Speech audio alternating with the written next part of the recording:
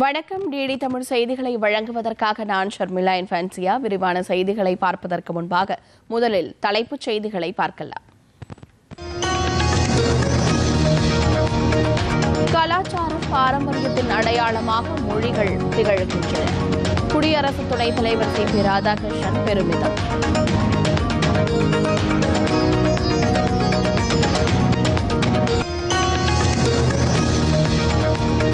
உலக நாடுகள் போர் சூழலை எதிர்கொள்ளும் வேளையில் இந்திய பெருங்கடல் நாடுகள் ஒருங்கிணைந்து செயல்பட வேண்டியது அவசியம். மத்திய வெளியுறவுத்துறை அமைச்சர் ஜெய்சங்கர் வலியுறுத்தல்.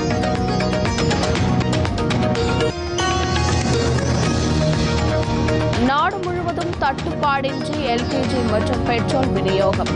மத்திய பெட்ரோலியத்துறை அமைச்சகம் விளக்கம்.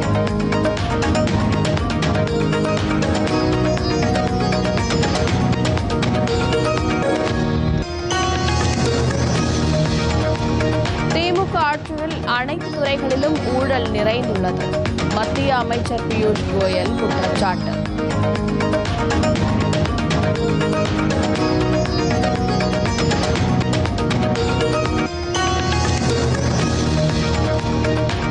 அவிநாசி தொகுதியில் இணை அமைச்சர் எல் முருகன் வாக்கு சேகரிப்பு. தொழிலதிபர்களிடம் ஆதரவு திரட்டினார்.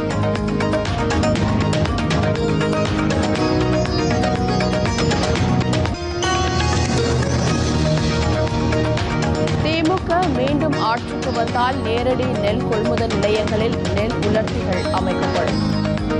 தஞ்சை பிரச்சாரத்தில் திமுக தலைவர் மு க ஸ்டாலின் வாக்குறுதி. அதிமுக ஆட்சிக்கு வந்ததும் 3 மாதத்தில் போதைப் பொருள் புழக்கம் ஒழிக்கப்படும். அதிமுக பொதுச் செயலாளர் எடப்பாடி பழனிசாமி பேச்சு.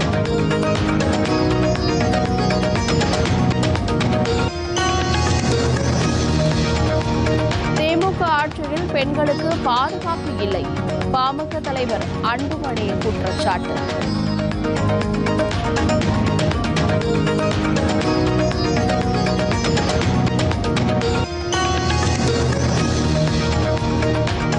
கச்சத்தீவை தாரை வார்த்ததற்கு காங்கிரஸ் கட்சியே காரணம்.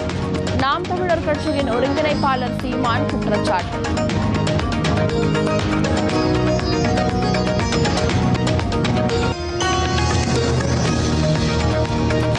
அமெரிக்கா ஈரான் இடையே ஆன போர் முடிவுக்கு வருமா? பேச்சுவார்த்தை இன்று தொடக்கம்.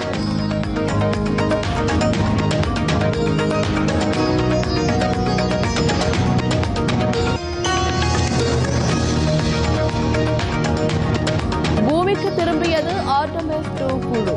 10 நாள் ஆய்வை முடித்துக் கொண்டு 4 வீரர்களும் பூமியை வந்தடைந்தனர்.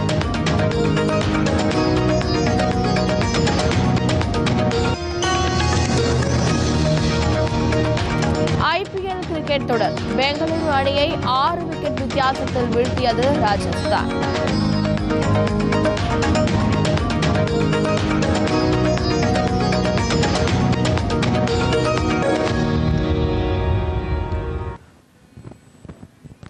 இனி விரிவான செய்திகளை பார்க்கலாம். புதுப்பிக்கத்தக்க எரிசக்தி துறையில் இந்தியா முக்கிய மைல்கல்லை எட்டியிருப்பதாக பிரதமர் நரேந்திர மோடி பெருமிதம் தெரிவித்துள்ளார். தமது சமூக வலைதள பதிவில் இந்தியா தனது வரலாற்றிலேயே மிக அதிகமான சூரிய சக்தி மின் சேமிப்பை பதிவு செய்ததை எடுத்துரைக்கும் கட்டுரை ஒன்றை பகிர்ந்துள்ளார். ஆகாஷ்வாணியின் செய்தியை பகிர்ந்துள்ள பிரதமர், புதுப்பிக்கத்தக்க எரிசக்தி துறையில் எட்டப்பட்ட இந்த மைல்கல் இந்தியாவுக்கு பெருமை அளிக்கும் என்றும் குறிப்பிட்டுள்ளார். முன்னதாக மத்திய எரிசக்தி துறை அமைச்சர் பிரகலாத் ஜோஷி 2025-26 நிதியாண்டில் நாடு தனது வரலாற்றிலேயே அதிகமான சூரிய மின்சக்தியை உற்பத்தி செய்து சாதனை புரிந்திருப்பதை தமது வலைப்பதிவில் குறிப்பிட்டுள்ளார். இந்த சாதனை எரிசக்தி பாதுகாப்பு, நிலையான வளர்ச்சியடைந்த பாரதம் என்ற தொலைநோக்கு பார்வையில் இந்தியாவின் அசைக்க முடியாத அர்ப்பணிப்பை பிரதிபலிக்கிறது என்றும் அமைச்சர் தெரிவித்துள்ளார்.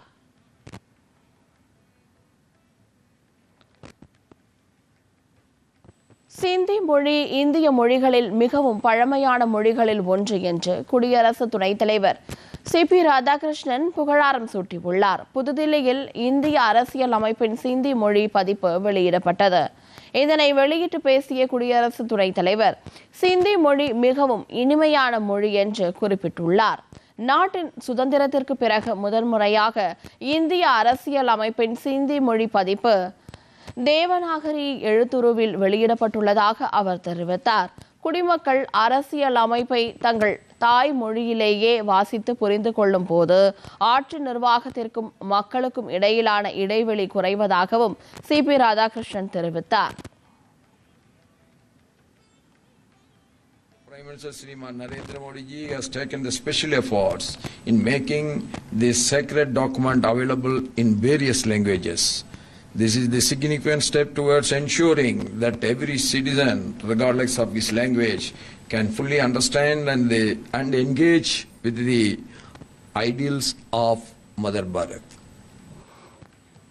உத்தரப்பிரதேச மாநிலம் யமுனை ஆற்றில் படகு கவிழ்ந்த விபத்தில் 6 பேர் உயிரிழந்தனர். லூதியானாவைச் சேர்ந்த பக்தர்களை ஏற்றிச் சென்ற படகு திடீரென யமுனை ஆற்றில் நிலை தடுமாறி கவிழ்ந்தது. இதையடுத்து சம்பவ இடத்திற்கு விரைந்து சென்ற மீட்புக் குழுவினர் 22 பேரை மீட்டு மருத்துவமனைக்கு அனுப்பி வைத்தனர். எனினும் விபத்தில் 6 பேர் உயிரிழந்ததாக காவல்துறை தெரிவித்துள்ளது. படகில் 30 பேர் பயணம் செய்ததாகவும் தகவல்கள் தெரிவிக்கின்றன. தொடர்ந்து மீட்புப் பணிகள் நடைபெற்று வருகின்றன. மேற்கு வங்கத்தில் பாஜக ஆட்சிக்கு வந்த பின் அடிக்கடி ஏற்படும் வெள்ள பிரச்சினைக்கு முழுமையான தீர்வு காணப்படும் என்று மத்திய உள்துறை அமைச்சர் அமித்ஷா தெரிவித்துள்ளார். 2 கட்டங்களாக சட்டப்பேரவை தேர்தல் நடைபெறும் மேற்கு வங்கத்தில் தற்போது பிரச்சாரம் தீவிரமடைந்து வருகிறது. இந்நிலையில் மேற்கு மெதினிபூரில் நடைபெற்ற பாஜக பொதுக்கூட்டத்தில் பங்கேற்று பேசிய உள்துறை அமைச்சர் அமித்ஷா திரிணாமுல் காங்கிரஸ் அரசுக்கு மத்திய அரசு வழங்கிய நிதியை முழுமையாக பயன்படுத்தவில்லை என குற்றம் சாட்டினார். முக்கிய திட்டங்களை நிராகரித்து மேற்கு வங்கத்தில் மழைக்காலங்களில் ஏற்படும் வெள்ளத்தை தடுக்க நடவடிக்கை எடுக்கவில்லை என விமர்சனம் செய்த உள்துறை அமைச்சர் பாஜக ஆட்சிக்கு வந்ததும் மேற்கு வங்க மாநில மக்களுக்கு விடிவு காலம் பிறக்கும் என்றும் நம்பிக்கை தெரிவித்தார். केजी से पीजी तक गरीबों के लिए शिक्षा को हम मुफ्त कर देंगे. हर महिला को 3,000 रुपया, हर बेरोजगार युवा को 3,000 रुपया, वृद्ध दिव्यांग को अभी जो पेंशन मिल रहा है उसको 2 गुना करने का काम भारतीय जनता पार्टी की सरकार करे. லெபனான் மீது நடத்தப்பட்டு வரும் தாக்குதல்கள் வேதனை அளிப்பதாக இந்திய வெளியுறவுத்துறை தெரிவித்துள்ளது. புதுதில்லியில் செய்தியாளர்களிடம் பேசிய வெளியுறவுத்துறை செய்தி தொடர்பாளர் ரந்தீர் ஜெய்ஸ்வால் அப்பாவி பொதுமக்கள் மீது தாக்குதல் நடத்தப்படுவது ஆழ்ந்த கவலை அளிப்பதாக கூறினார். லெபனானின் அமைதி மற்றும் பாதுகாப்பு ஆகியவற்றில் அக்கறை கொண்டுள்ள ஐக்கிய நாடுகள் சபையில் இடம்பெற்றுள்ள இந்தியா இந்த தாக்குதலுக்கு கண்டனம் தெரிவிப்பதாகவும் அவர் குறிப்பிட்டார். பொதுமக்களின் முழுமையான பாதுகாப்பை இந்தியா எப்போதும் வலியுறுத்தி வருவதாக கூறியுள்ள ஜெய்ஸ்வால் லெபனானில் உள்ள இந்திய சமூகத்தினர் பாதுகாப்புடன் இருப்பதாகவும் தெரிவித்தார். நாடு முழுவதும் தங்கு தடையின்றி எல்பிஜி விநியோகம் செய்யப்படுவதாக மத்திய பெட்ரோலியத்துறை இணை இயக்குநர் சுஜாதா சர்மா தெரிவித்துள்ளார்.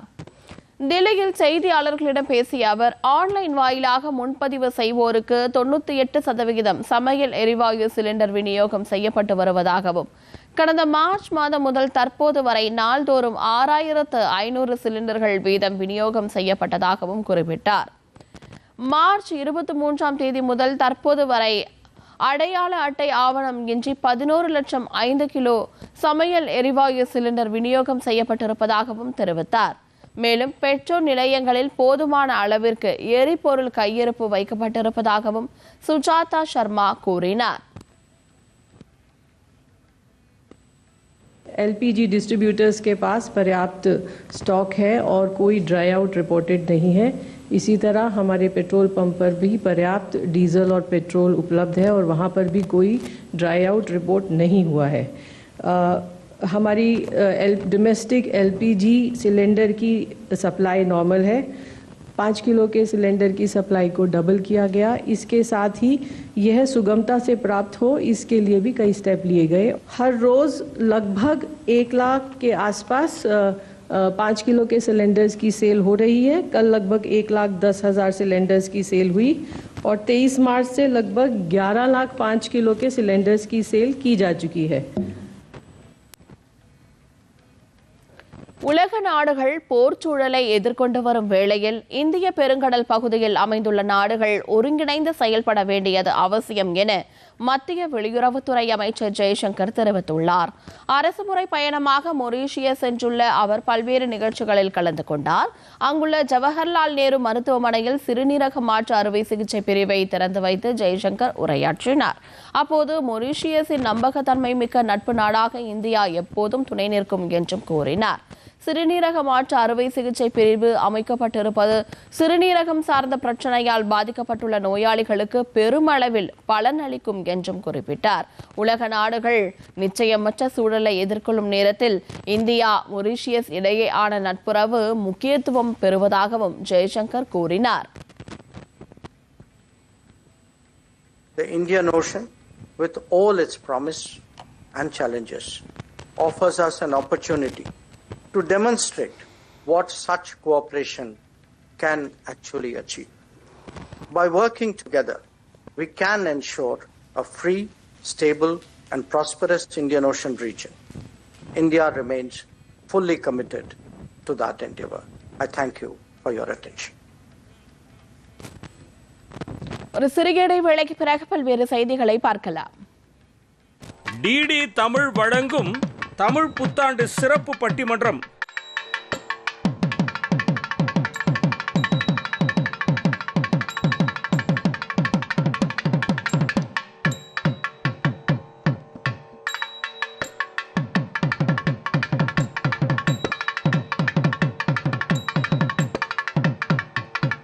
நடுவர் பேராசிரியர் பாகை இரா கண்ணதாசன். தலைப்பு: இன்றைய சூழ்நிலையில் மனிதநேயம் வளர்ந்துள்ளதா தளர்ந்துள்ளதா? பாரியினுடைய நண்பர் கபிலர் தன்னுடைய உயிர் நண்பனுக்காக வடக்கிருந்து உயிர் துறக்க முற்பட்ட கபிலர் பாரியினுடைய மக்களை அப்படியே விட்டுட்டு போயிடக்கூடாதே அப்படின்னு சொல்லிட்டு அந்த பாரி மகளிருக்காக ஒவ்வொரு மன்னன்ட்டையும் போறேன். போனா அந்த பிள்ளைகளை கல்யாணம் செய்து கொள்வதற்கு ஆள் இல்லை. என்ன பண்றார் தெரியுமா? செல்வக்கடுங்கோ வாலியாதனை சந்தித்து பொருள் வளத்தை பெற்றுக்கொண்டு வந்து ஓரியின் 2 மக்களுக்கு பாரியினுடைய மகளிரை திருமணம் செய்து வைத்துவிட்டு உயிர் துறந்தார் கபிலர் என்று சொன்னால் அன்றைக்கு இருந்தது மனிதநேயம் என்பதனை நாம் உணர்ந்து கொள்ள வேண்டும். தமிழ் புத்தாண்டு சிறப்பு பட்டிமன்றம்.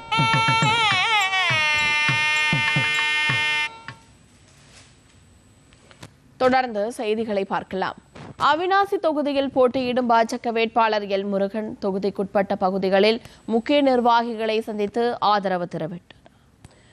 தொகுதியில் உள்ள தொழில் நிறுவன அதிபர்களை சந்தித்த அவர் தேசிய ஜனநாயக கூட்டணிக்கு வாக்களிக்க வேண்டும் என கோரிக்கை விடுத்தார்.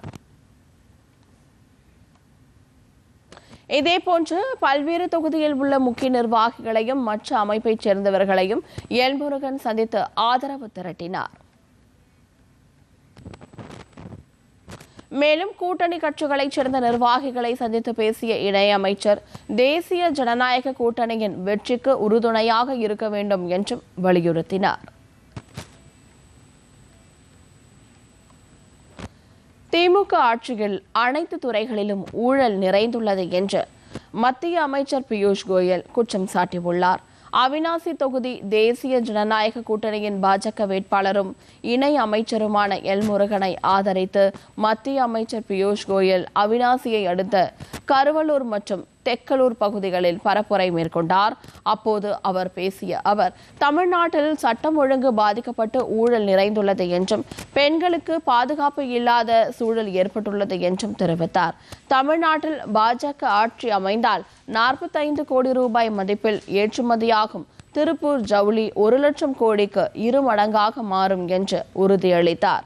ஊழல் மற்றும் குடும்ப ஆட்சி செய்யும் திமுகவை மக்கள் தூக்கி எறிய வேண்டும் என்று எல் முருகன் கூறினார். The hard-working people of Avinashi are supporting the Tirupur industrial area, which is exporting 45,000 crores worth of textile products every year. If you elect an NDA government, I promise you, we will bring lot of investment in Avinashi and double the turnover of industry to 1 lakh crore rupees, so that more of our young boys and girls will get good jobs and good income. திமுக மீண்டும் ஆட்சிக்கு வந்தால் நேரடி நெல் கொள்முதல் நிலையங்களில் நெல் உலர்த்திகள் அமைக்கப்படும் என திமுக தலைவரும் முதலமைச்சருமான மு.க. ஸ்டாலின் கூறியுள்ளார். தஞ்சாவூரில் திமுக மற்றும் அதன் கூட்டணி கட்சி வேட்பாளர்களை ஆதரித்து பிரச்சாரம் மேற்கொள்ளும் அவர், திமுக ஆட்சி அமைந்தால் நெல் குவிண்டாலுக்கு 3,500 ரூபாய் வழங்கப்படும் என உறுதியளித்தார். திமுக அரசின் பல்வேறு நலத்திட்டங்களையும் மு.க. ஸ்டாலின் எடுத்துரைத்தார்.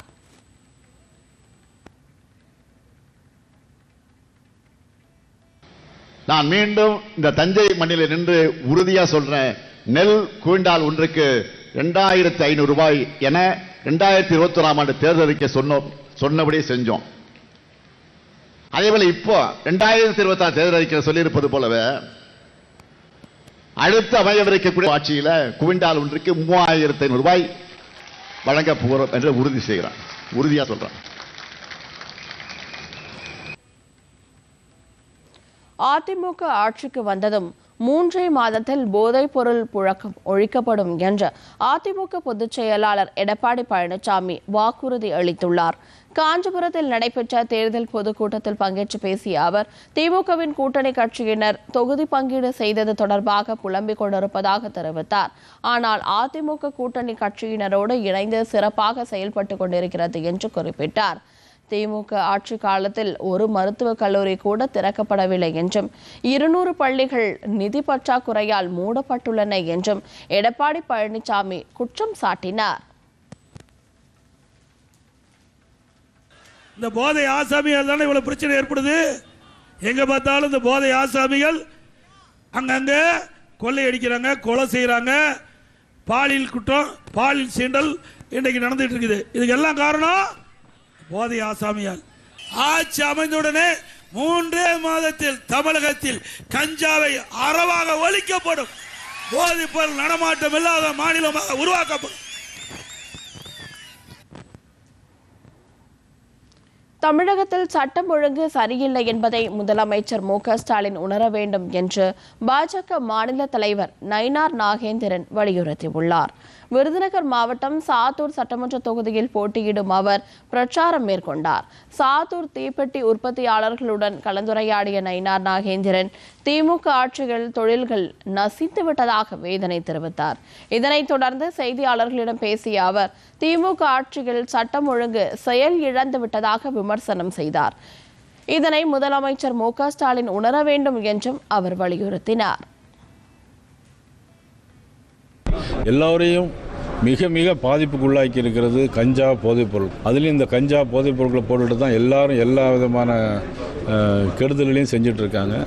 இதை கட்டுப்படுத்த முடியாத தான் இன்னைக்கு நாடு இவ்வளவு சீரழிவான ஒரு சூழ்நிலை போயிருக்கிறது. முதலமைச்சர் அதை உணர வேண்டும். சட்டம் ஒழுங்கு சரியில்லை, சட்ட ஒழுங்கு பாதுகாப்பு மக்களுக்கு இல்லை என்பதை உணர வேண்டும்.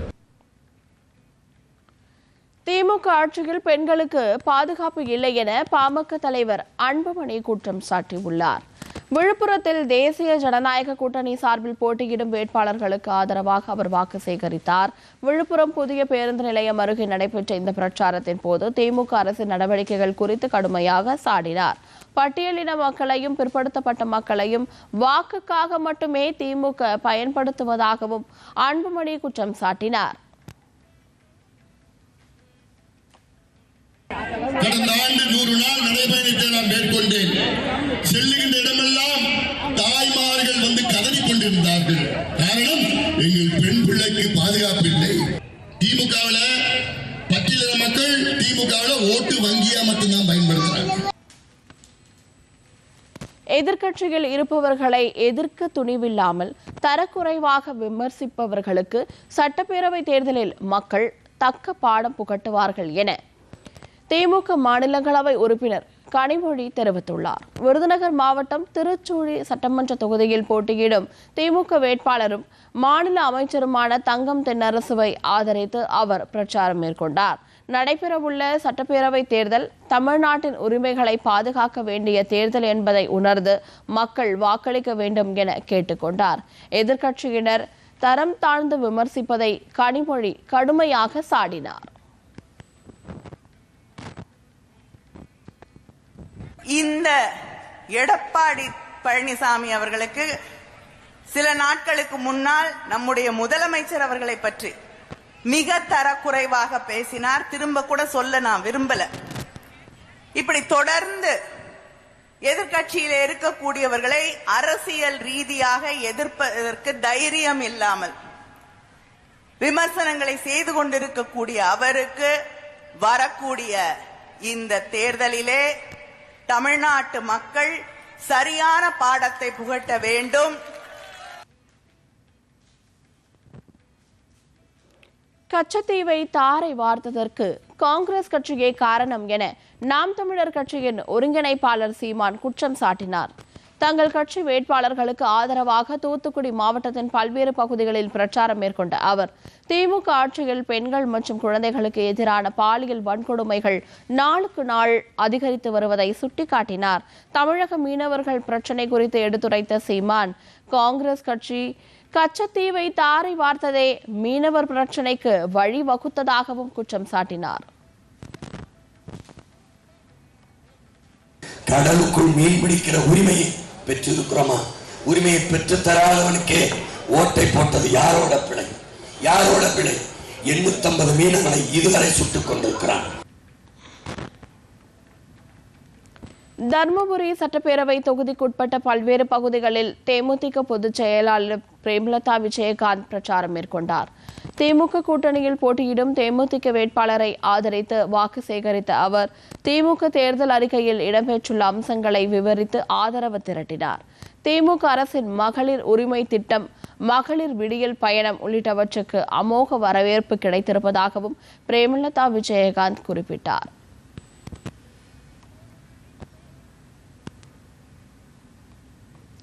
தமிழ்நாட்டில் சட்டம் ஒழுங்கு முற்றிலும் சீர்கெட்டுவிட்டதாக அதிமுக கொள்கை பரப்பு செயலாளர் கௌதமி விமர்சனம் செய்துள்ளார். தேசிய ஜனநாயக கூட்டணி சார்பில் விருகம்பாக்கம் தொகுதியில் போட்டியிடும் அஇஅதிமுக வேட்பாளரை ஆதரித்து பிரச்சாரம் செய்தார். அப்போது பேசிய கௌதமி, திமுக ஆட்சியில் போதைப் பொருட்களின் நடமாட்டம் அதிகரித்து குற்றச் செயல்கள் தொடர்ந்து நடைபெற்று வருவதாக கூறினார். எங்கே திரும்பினாலும் சட்டம் ஒழுங்கு அவ்வளோ சீர்கெட்டு போயிருக்கு அப்படிங்கிறது ஒவ்வொரு செயல்லையும், ஒவ்வொரு குற்றத்துலையும், ஒவ்வொரு செயல்பாட்டிலையும் நமக்கு திரும்ப திரும்ப திரும்ப உறுதிப்படுத்தும் போது உண்மையிலே அது மொத்தமாக பிரேக் டவுன் ஆயிருக்கு அப்படிங்கிறது தான் உண்மை. அப்படி இருக்கிற ஒரு நிலையில் எனக்கு ரொம்ப தெளிவாக தெரிகிற விஷயம் மக்கள் உணர்ந்துட்டாங்க. அம்மாவுடைய ஆட்சி அண்ணன் எடப்பாடியார் கொடுத்த அந்த பாதுகாப்பான ஆட்சி மறுபடியும் வரணும், அதுதான் எங்களுக்கு சரியானது அப்படிங்கிறது நல்லாவே முடிவு பண்ணிட்டாங்க. திமுக ஆட்சியில் பெண்களுக்கு பாதுகாப்பு இல்லை என்று தமிழக பாஜக முன்னாள் தலைவர் அண்ணாமலை குற்றம் சாட்டியுள்ளார். நீலகிரி மாவட்டம் உதகை சட்டமன்ற தொகுதியில் போட்டியிடும் பாஜக வேட்பாளரை ஆதரித்து அவர் பிரச்சாரம் செய்தார். அப்போது பேசிய அண்ணாமலை, திமுக ஆட்சி காட்டாட்சி என்றும் பெண்களுக்கு பாதுகாப்பற்ற ஆட்சி என்றும் விமர்சனம் செய்தார். நீலகிரி மாவட்டத்திற்கு எந்த வளர்ச்சி பணியும் திமுக ஆட்சியில் செய்யப்படவில்லை என அவர் குறிப்பிட்டார். மத்தியிலும் மாநிலத்திலும் ஒரே சிந்தனை கொண்ட ஆட்சி நடந்தால்தான் வளர்ச்சி வேகம் பெறும் என்றும் அண்ணாமலை கூறினார். 5 ஆண்டு காலத்தில் தமிழகத்தில் ஒரு காட்டாட்சி என்று சொல்வதை விட, ஒரு மிருகாட்சி என்று சொல்வதை விட, பெண்களுக்கு குழந்தைகளுக்கு பாதுகாப்பு இல்லாத ஒரு ஆட்சி என்று சொல்வதை விட, யாருக்கும் பிரயோஜனம் இல்லாத ஒரு ஆட்சியாக 5 ஆண்டு காலம் பேக் பெஞ்சராக முதலமைச்சர் காலம் நடத்திவிட்டார். Back bencher. தமிழ்நாடு சட்டமன்ற தேர்தலையொட்டி வாக்காளர் தகவல் சீட்டு வழங்கும் பணி நேற்று முதல் தொடங்கியுள்ளதாக தேர்தல் ஆணையம் தெரிவித்துள்ளது. இது தொடர்பாக சென்னை மாவட்ட தேர்தல் அலுவலர் குமரகுருபரன் வெளியிட்டுள்ள அறிக்கையில், சென்னை மாவட்டத்தில் உள்ள 16 சட்டமன்ற தொகுதிகளில் உள்ள வாக்காளர்களுக்கு 12 முதல் 18ஆம் தேதி வரை வாக்காளர் தகவல் சீட்டு விநியோகம் செய்யப்படும் என தெரிவித்துள்ளார். சென்னை மாவட்டத்தில் உள்ள 16 தொகுதிகளில் 28,93,505 வாக்காளர்கள் உள்ளதாக குறிப்பிட்டுள்ள அவர், 975.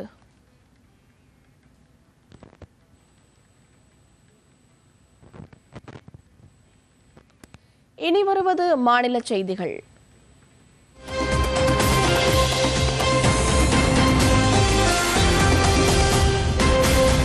ஈரோடு மாவட்டம் கோபிச்செட்டிப்பாளையம் அருகே வீட்டுமனை பட்டா வழங்காத மாநில அரசை கண்டித்து 100க்கும் மேற்பட்ட குடும்பத்தினர் சட்டமன்ற தேர்தலை புறக்கணிப்பதாக பிளக்ஸ் பேனர் வைத்தும் கருப்பு கொடி கட்டியும் போராட்டத்தில் ஈடுபட்டனர். ஐயம்புதூர் பகுதியில் பல தலைமுறைகளாக வசித்து வரும் சுமார் 130 குடும்பங்களைச் சேர்ந்த மக்கள் பட்டா கேட்டு தொடர் கோரிக்கை விடுத்து வருவதாக கூறப்படுகிறது. இந்நிலையில் பொறுமையை இழந்த அப்பகுதி மக்கள் ஒவ்வொரு வீடுகளிலும் கருப்பு கொடிகளை கட்டியும் தேர்தலை புறக்கணிக்கப் போவதாக பிளக்ஸ் பேனர்களை வைத்தும் தங்களின் எதிர்ப்பை பதிவு செய்தனர். தஞ்சாவூரில் தேர்தல் பரப்புரைக்காக வருகை தந்த முதலமைச்சர் ஸ்டாலினுக்கு எதிராக கரும்பு விவசாயிகள் கருப்பு கொடி காட்ட முயன்றதால் பரபரப்பு ஏற்பட்டது. திருமண்டக்குடி சர்க்கரை ஆலை நிர்வாகம் விவசாயிகள் மீது வாங்கிய கடனால் கரும்பு விவசாயிகள் பாதிக்கப்பட்டுள்ளதாக கூறப்படுகிறது. இதனையடுத்து கரும்பு விவசாயிகள் மீது வாங்கிய கடனை ஆலை நிர்வாகம் ஏற்க வேண்டும், சர்க்கரை ஆலையை அரசு ஏற்று நடத்த வேண்டும் உள்ளிட்ட கோரிக்கைகளை வலியுறுத்தி விவசாயிகள் போராட்டம் நடத்தி வருகின்றனர். இந்நிலையில் தேர்தல் பரப்புரைக்காக தஞ்சாவூர் வந்திருந்த முதலமைச்சர் ஸ்டாலினுக்கு எதிராக தஞ்சாவூர் ரயில் நிலையம் பகுதியில் திடீரென திருமண்டக்குடி கரும்பு விவசாயிகள் சங்கத்தினர் கருப்பு கொடி காட்ட முயன்றதால் பரபரப்பு ஏற்பட்டது. அவர்களை காவல்துறையினர் குண்டுகட்டாக தூக்கி அப்புறப்படுத்தினர். அதிமுக இன்று 4 துண்டுகளாக கிடப்பதாக தமிழ்நாடு காங்கிரஸ் கமிட்டி தலைவர் செல்வ பெருந்தகை விமர்சித்துள்ளார்.